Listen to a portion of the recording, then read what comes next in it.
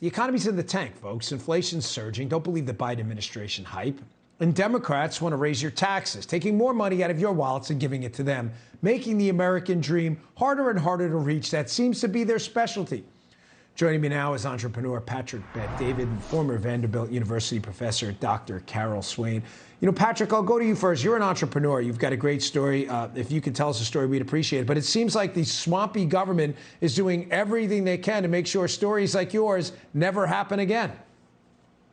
You know what's amazing is all these, by the way, it's great to be on with you again. These policies they come out with that are supposed to be for low and middle income families continue to constantly hurt the low and middle income families. You look at inflation today and everybody says, well, inflation is because of Russia or inflation is because of all these other reasons. No, if we continuously print money, the value dollar goes down, inflation goes up. They just raised the interest rates half a basis points. First time they've done this in the last 4 decades. You got 11.9 million people 11.9 million jobs that are open for people out there to take. I mean, again, a lot of these policies that are supposed to help low and middle income families keep continuously hurting them. Yeah.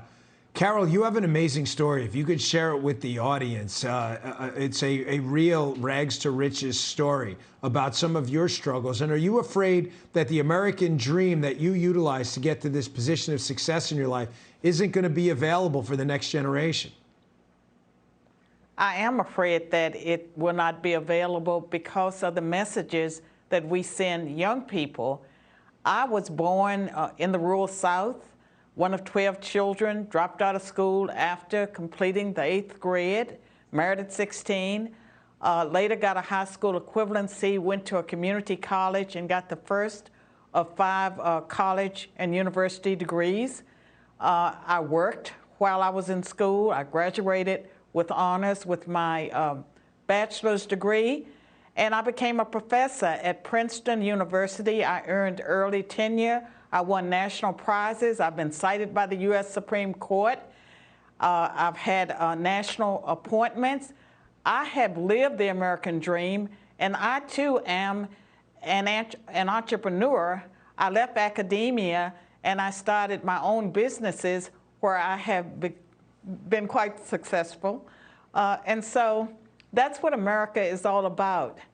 I don't know that the young people coming through today, whether they're white or black, will have the same opportunities that I had.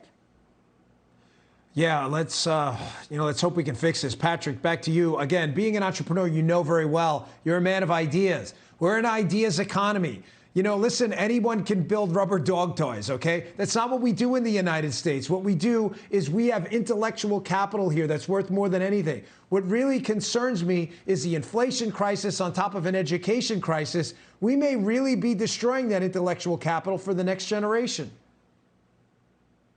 Yes, that is true. And the one thing I will say on my level of confidence about the next 10, 20 years, I don't think I've been more excited about where America is going to be going the next 10 or 20 years. Here's why.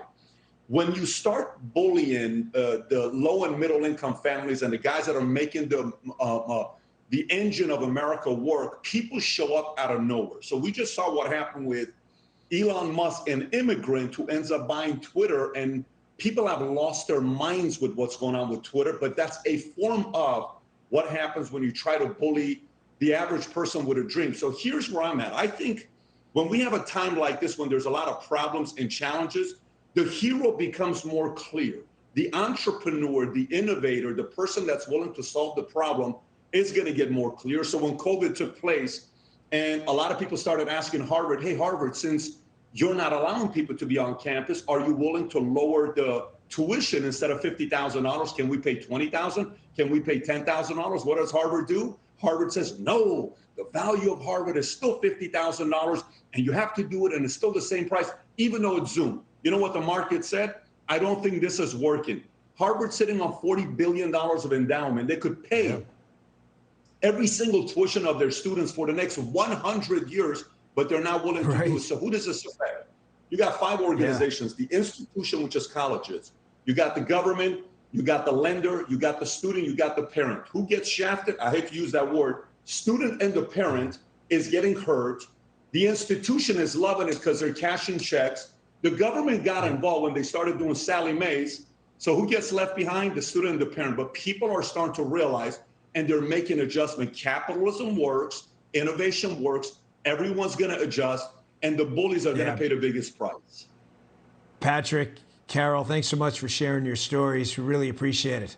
Hey, Sean Hannity here. Hey, click here to subscribe to Fox News YouTube page and catch our hottest interviews and most compelling analysis. You will not get it anywhere else.